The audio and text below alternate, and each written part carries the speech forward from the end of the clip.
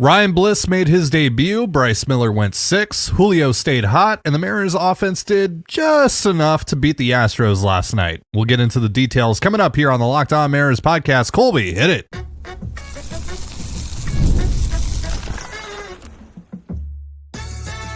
You are Locked On Mariners, your daily Seattle Mariners podcast, part of the Locked On Podcast Network, your team every day.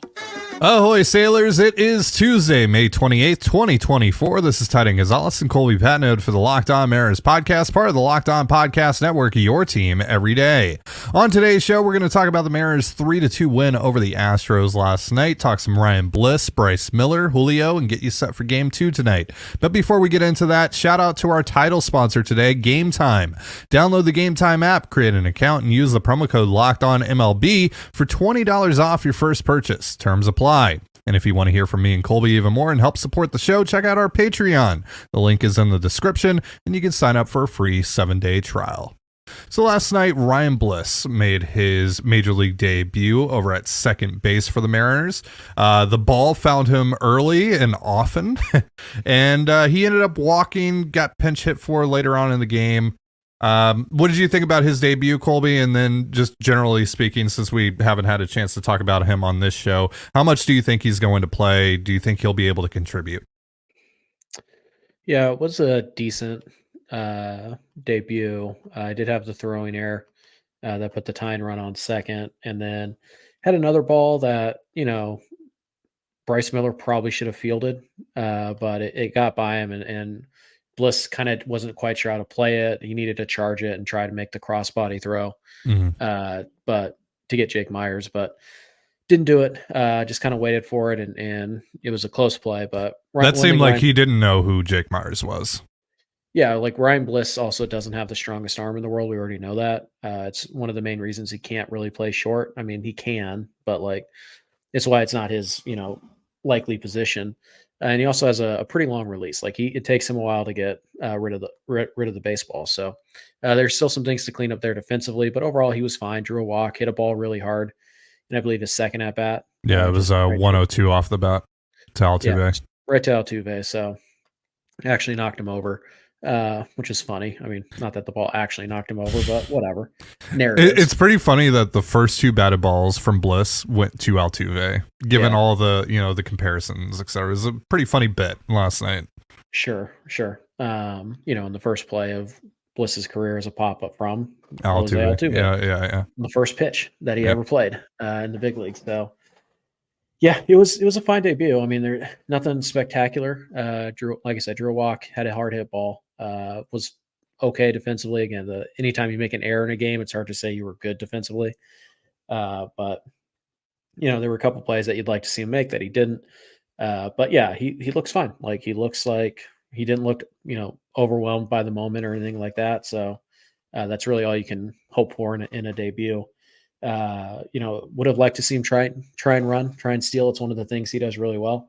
But it was a tough situation for Amber's on the mound. He's got pretty good moves, he's a good athlete. So, there are 2 outs. It's fine that he didn't take off running. But no, I think he was fine yesterday. And how much he's going to play, I don't know, because he's a right-handed bat, and as we know, only 3 right-handed bats get to face right-handed pitching. So because the platoon is undefeated. Scott Service is more concerned with handedness than Ryan Devish's comment section. Yeah. It's stupid. But in general, when you look at, what the Mariners can put out there against a righty, or what they're going to be willing to put out there against a righty, Rojas is going to play.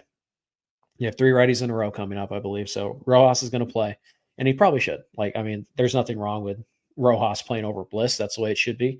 And then the only other spot, or the only other, position or player that you could take out to put Bliss in the game is Dylan Moore. Are you going to take Dylan Moore out of the lineup right now?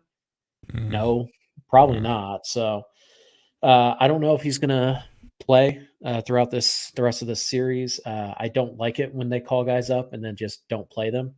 Well, especially when it's a prospect with the status of Ryan Bliss. Right. I mean, we're not talking about Leo Rivas here. No, it's not. You're not talking about top prospect No, like Harry this Ford. isn't Cole Young, but again, it's also not Leo Rivas. Right. I mean, it's kind of similar to, honestly, it's a little bit similar to Clase, where it's like, okay, this guy should be playing somewhat regularly because there's Mhm. still a chance he can develop into something really helpful and maybe even an everyday player. So it'll be interesting to see how Scott manages that. Again, he could play shortstop. He could probably handle third base if you really need him to. He's a good enough athlete that I'm sure he could play a corner outfield spot if you needed him to. He just hasn't done it. So I don't think they're going to ask him to do it like, in the big leagues. So as for how much he's going to play, it's tough to say because I don't foresee them taking Dylan Moore out of the lineup anytime soon. So I don't know how he gets in there if it's not for Rojas. And with 3 righties in a row coming up and Rojas, being the veteran and being Right. obviously. It could technically be for Canzone or Rayleigh with Moore playing in the outfield. Yes. But again, or Haniger, right? Right. But I doubt Haniger plays much. Haniger's probably going to get a DH day in the next 3 games and then probably be on the bench for the other 2. That would be my guess. But yeah, I mean, I suppose technically it could be for DH. Like you could put him in the DH spot if you want or something like that. So there are ways to get him in the lineup, but just based on how Scott has managed his platoons the last, 3 weeks or so. Well, really, I guess ever since JP got back, it would lead me to believe that he's only there to face left-handed pitching. And I think that's a mistake because you might go a week before you see a left-handed pitcher. And that's just not a good game plan for Clase, who's also lefties are few and far between. Yeah. They're about 35% of the pitchers. So it's, and by the way, like you say, oh, well, he'll face lefties, off the bench instead of Rojas. It's like, cool. You really want Ryan Bliss to get his 4th big league at bat against Josh Hader? Like, Right.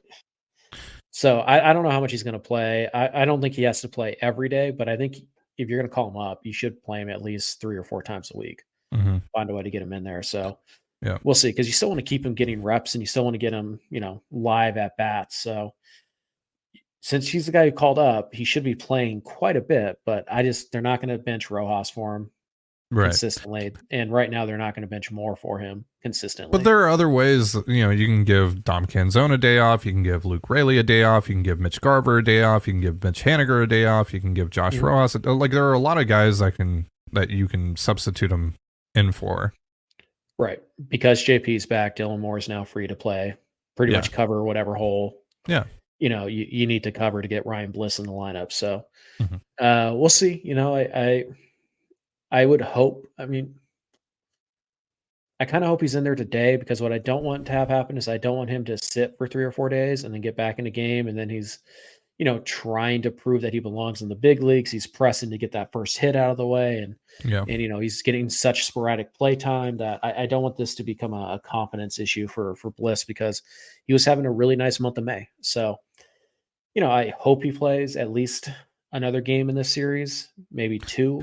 Also, if you're not going to play him, why didn't you just call up Samad Taylor? Yeah, or Rivas.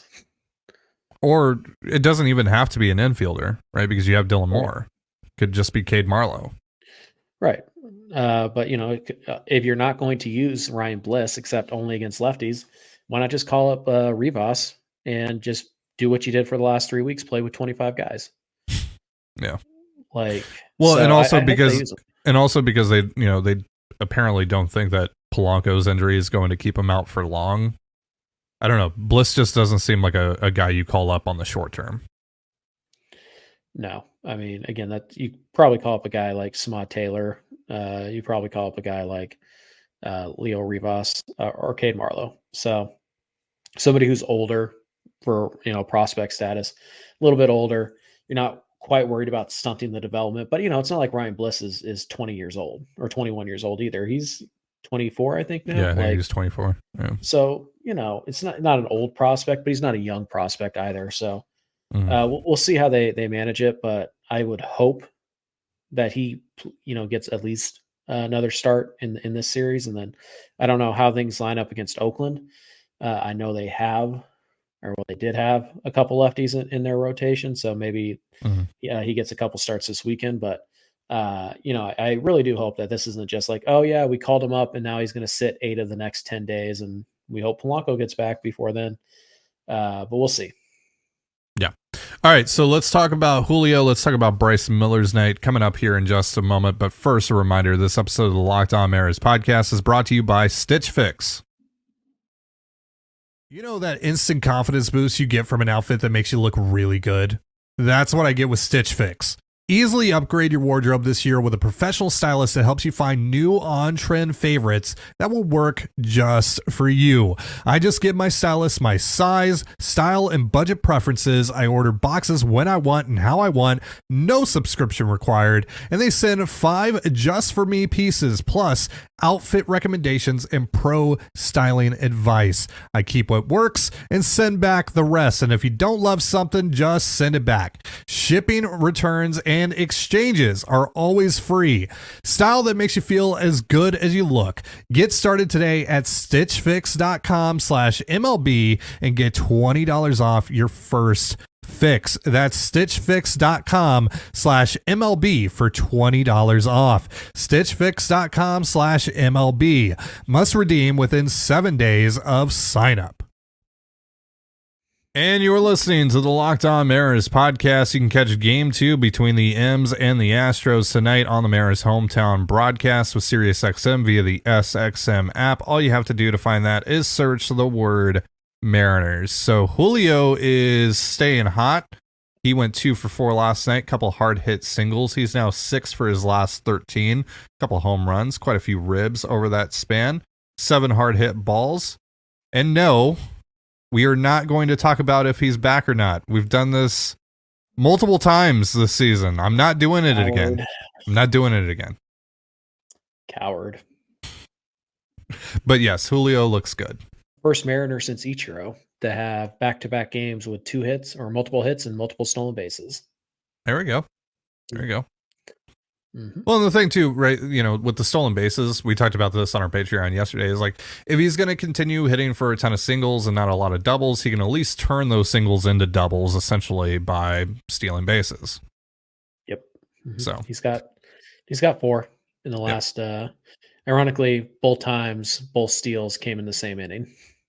So funny enough, you know, yeah. Yeah, no, last night I thought that was cool. Yeah. Like Montero wasn't paying attention and Julio was just like, okay, I'll just take third. Thanks. Yeah. So let's talk about Bryce Miller. Pretty solid last night. He was cruising for a while, then hit a bump in the road there. What, 4th inning, 5th inning? What was it? 5th inning. But before that, he looked really good. Had a disgusting splitter to, who was it? Was it Jordan? Singleton, yeah. 6 innings pitched for Bryce, 2 earned runs on 5 hits, 2 walks, 6 Ks. What did you think about him? Pretty good.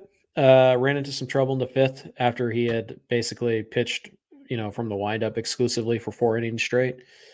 Guys got on base, you know, command kind of started to wane a little bit, and it was a little hairy there. Looks like the Astros had a really good chance to tie it up or take the lead, but he buckled down, and anytime you go 6 innings and, you know, two earned really against anybody, you did your job as a starting pitcher. And Bryce was pretty good. It was an interesting mix from Bryce in this one. He threw, 93 pitches, 49 of them were fastballs. So 53% fastball rate, which is actually lowish for Bryce Miller. Now he didn't have a second pitch that he used a ton, right? Like he split it up. He split up the other 47% pretty evenly, 17% splitter, 14% sweeper, 10% two seam, and 6% slider. But yeah, overall, 21% whiff rate on the 4-seamer, not spectacular. It's fine. But not what you want to see overall. However, he did have a 30% whiff rate on the splitter. He had a 50% whiff rate on the sweeper. He threw a 13 sweepers, got 6 swings, 3 whiffs, also 2 called strikes on that pitch. So he had 4 called strikes on the 2-seamer as well, 44% called strike plus whiff on that pitch. Yeah. And he even got 2 called strikes on the slider for a 33% called strike plus whiff. So the off-speed stuff was actually pretty darn good last night. The fastball, was what it is. It's still a good fastball. But the fastball really yesterday was more about command than it was just, dominating with it. It was just, he threw it, he got a lot of strikes on it. That's great. 49 fastballs, 33 strikes. Oh, what's interesting about Bryce Miller's performance yesterday, aside from the fact that he pretty evenly split his secondary pitches, and they were all, really solid pitches at times throughout the outing, is that his first pitch, strike percentage was in the 50s, which is not something we usually associate with Mariners starting pitching. Typically, they're in the 60s and the 70s in that regard. But we've seen that these offenses, they get into swing mode early because that's how you attack the Mariners pitchers. They throw so many strikes early in the count, usually with their fastball. Your best shot to get hits and to do damage off of these guys is to hit the first or second pitch of the at-bat. So is this just Miller, was just being really fine? Was this an intentional thing that Miller was going to try and do and try and get them to expand early, knowing that their game plan is to be aggressive early? Maybe it was accidental. I don't really know, but Miller's command and control yesterday was good enough that it felt to me to be a little bit more intentional than anything else. So we'll see. Maybe this is something that the rest of the rotation is going to try and do as well. Expand the zone early, knowing that other teams are going to be aggressive against them. But it was still a lot of first pitch fastball. So it might just have been, just the way it was. Like, it might not have been intentional, but Bryce was pretty darn good last night. And it's nice to see, because this team, this pitching staff in particular, this rotation is due for a nice run through the rotation where everybody kind of does their job, because it's been a couple weeks since we've seen that. Yeah, for sure. I mean, they ran into a couple of really tough offenses over that, over the most recent stretch. I mean, the tough offense too. The Nationals are also kind of on a heater right now. I don't know if you saw what they did in Atlanta last night, but yeah. Also, real quick, shout out to Gabe Spire. Solid inning, made a couple of mistakes, got away with them, but overall, really, just from a confidence standpoint, Gabe Spire could have really used that inning. Yeah, so that was huge. Yeah, he had a 60% whiff rate on his fastball last night. Yeah. So we got game 2 coming your way tonight. Hunter Brown versus Luis Castillo. We'll get you set for that in just a moment. But first, a reminder, this episode of the Locked On Mariners podcast is brought to you by Game Time. Game Time is now an authorized ticket marketplace of Major League Baseball, which makes getting tickets even faster and easier. Prices on the Game Time app actually go down the closer it gets to first pitch, and I get to see the view of every seat in the house, so I know exactly what I'm buying. Game Time's last-minute deals give you up to 60% in savings buying last minute for sports, music, comedy, and more. And to avoid any surprises at checkout, you can turn on their all-in pricing to see the full cost, fees included. Take the guesswork out of buying tickets with Game Time. Download the Game Time app, create an account, and use the promo code LOCKEDONMLB for $20 off your first purchase. Terms apply. Again, create an account and redeem the promo code LOCKEDONMLB. That's LOCKEDONMLB for $20 off. Download the Game Time app. Last minute tickets, lowest price guaranteed. And you're listening to the Locked On Mariners podcast. Once again, you can catch game 2 between the M's and the Astros tonight on the Mariners hometown broadcast with SiriusXM via the SXM app. All you have to do to find that is search the word Mariners. And that's what we're going to be talking about right now here on the Locked On Mariners podcast. Game 2, Hunter Brown versus Luis Castillo. Thoughts, Colby? Should have an opportunity to score some runs tonight. Not like that ever matters. So didn't they jump on Hunter Brown last time? They did. And they have a few times. So certainly is, again, good chance. But with this offense, there's no odds you can give me that I'm going to take that they're going to follow through or, take advantage of that opportunity that they're going to have. So on paper, the pitching matchup absolutely favors you. That's usually the case anyways. So not really any groundbreaking news there. But yeah, Hunter Brown, very hype prospect, certainly has some decent stuff, but a 12% walk rate right now, 21.8% K rate. So misses bats at about an average pace. He walks more guys than the average pitcher. The quality of contact is pretty good, which is interesting because he doesn't actually give up a ton of hard hit. His hard hit percentage is fine, but it's fastball, cutter, slider, and split change. So yeah, his barrel percentage is quite good as well. So, this could be a case where he's on the corners and the Mariners can't work his pitch count and he can get deep. That's certainly a possibility, like it is with every pitcher. But in theory, this is a pretty good matchup for the Mariners. This isn't an insane spin guy. This isn't a guy who's, known to just pound the strike zone or anything like that. So it's a pretty good chance for the Mariners to score some runs here. And then for Luis, you just hope that he continues to do what he's done his last, pretty much 4 or 5 turns through the rotation, maybe 6 turns through the rotation. It's been really solid. He's back on track. But the last 2 outings, he really has kind of had to grind through the lineup.